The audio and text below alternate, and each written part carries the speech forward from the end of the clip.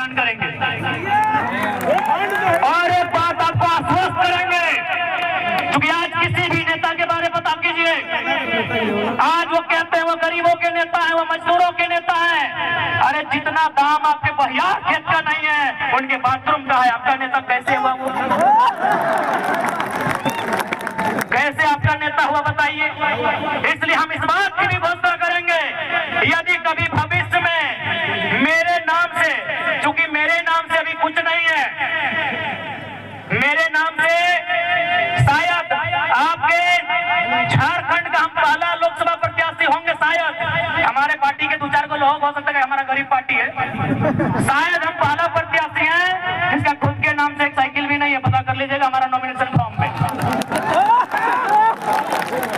हमारा खेती बाड़ी चित्तरपुर पंचायत टोला मानटाड़ के अंतर्गत आता है। हम लोग का जो बाप दादा का संपत्ति है, आज पूरे होश हवस में कहते हैं, अगर भविष्य में हम चुनाव जीतते हैं और मेरा अगर 1 इंच जमीन भी मेरे जिला से बाहर रहेगा, मां कसम वोट मत दीजिएगा अगला बार।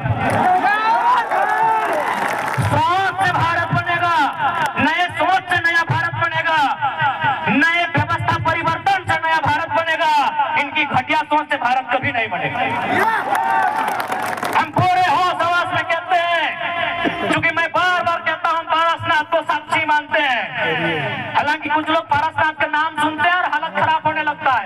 होने दीजिए, है भाई मेरा गार्जियन है तो है तो है, तभी तो गरज के अकड़ के चलते हैं।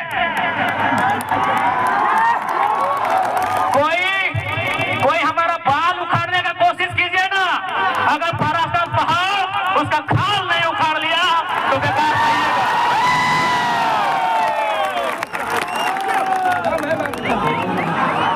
है भाई, है हमारा गार्जियन, हमारे पीछे कोई गॉडफादर नहीं खड़ा है, हमारे पीछे कोई विधायक सांसद नहीं खड़ा है, हमारे पीछे हमारा इतिहास, हमारी आस्था, हमारी परंपरा, माटी राज पारासर पहाड़ खड़ा है। जिसको फरियाना है सामने आके आंख मिला के बात कीजिए। इसलिए आज आपको हम संदेश देंगे कि 1 इंच भी जमीन अगर मेरे क्षेत्र से बाहर आप सुनेंगे, हम आपसे वादा करते हैं, हम अगर आप प्रमाण दे देंगे, हम दोबारा आपके पास कोई वोट मांगने नहीं जाएंगे। आज 25 जून का दिन होगा, 25 जून एकदम भरखर गर्मी का महीना, माफ कीजिएगा 25 मई का दिन होगा, एकदम शनिवार का दिन होगा और सूरज का प्रकोप होगा। आप गर्म से झुलसते हुए, आपके बदन में आग का गोला बरसेगा, आपके सर से, आपके बदन से पसीना टपकेगा। आप 2 घंटा कतार में खड़ा होंगे, आप 2 घंटा कतार में खड़ा होकर वोट करेंगे।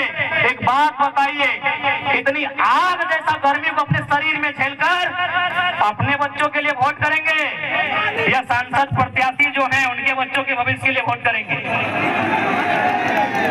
आज बहुत सारे लोग हमें कहते हैं,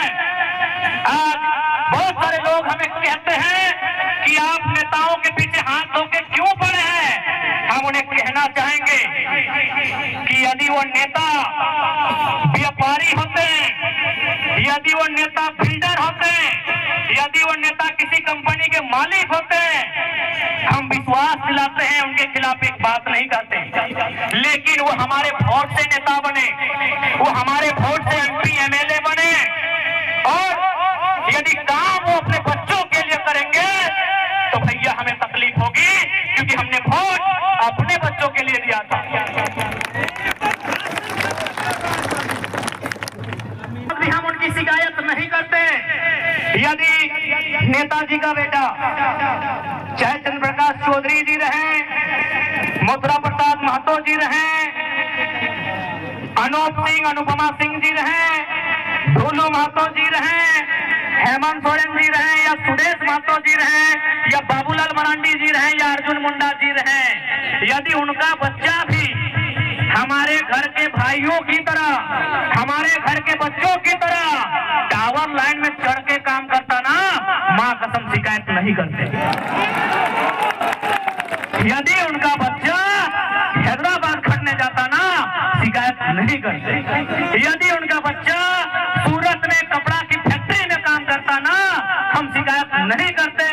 लेकिन आप पता कर लीजिए, नाम लेने की आवश्यकता नहीं है, उनके बच्चों में क्या योग्यता है, नहीं है।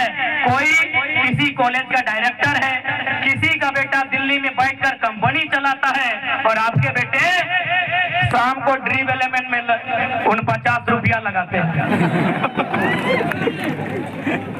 इसलिए आज नया भारत अभी नहीं कह सकते कैसा होगा, लेकिन नया झारखंड हम लोग देख रहे हैं।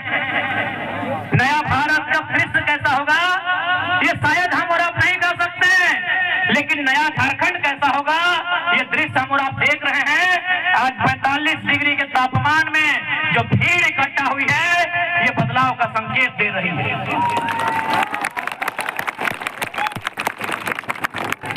इसलिए आज ध्वनि के बीच स्पष्ट क्या चाहो, और साथ ही साथ ध्वनि मन में एक सवाल आवो कि हमने की काम करवाई, तो पहला काम कहना जा रहे हैं कि अगर हम लोग जीतेंगे तो क्या हो सकता है, क्या कर सकते हैं।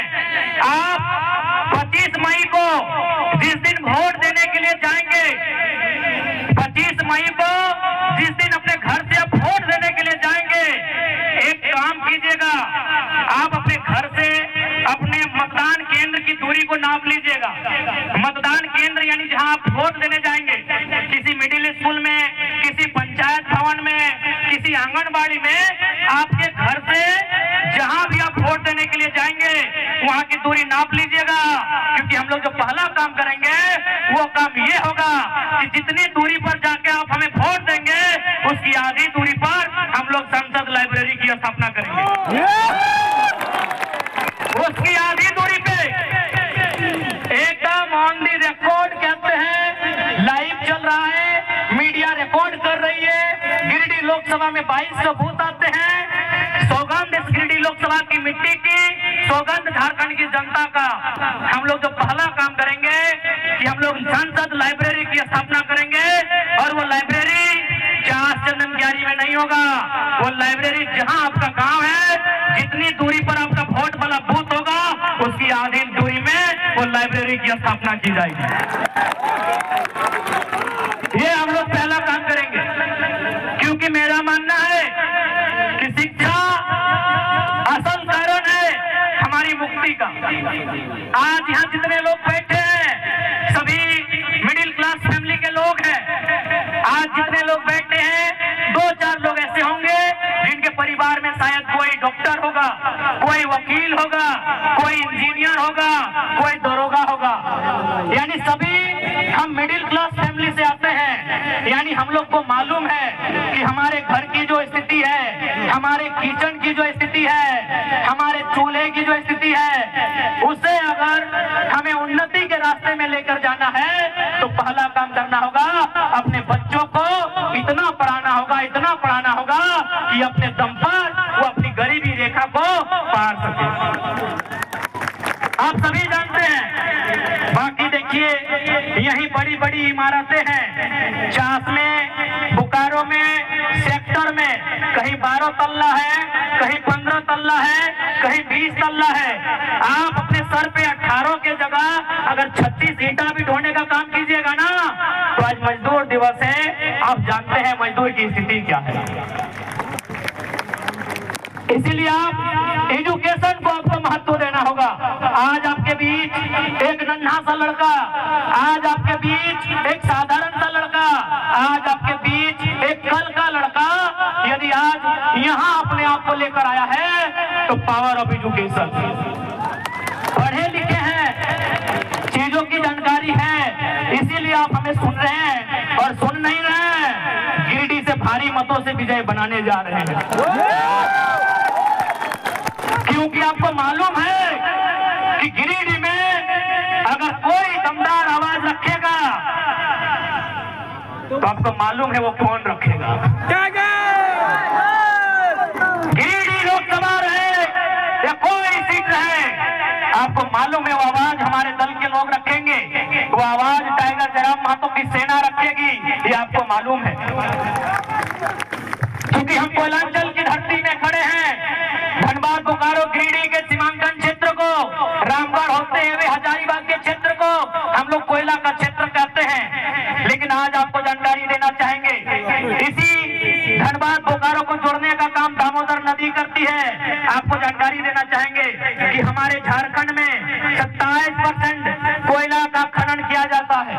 शायद आप लोग जानते भी होंगे 27% कोयला अकेले झारखंड देता है। लेकिन आपको मालूम है हेडक्वार्टर कहाँ है? आपको मालूम है हेडक्वार्टर कहाँ है? कलकत्ता। कितना शर्म की बात।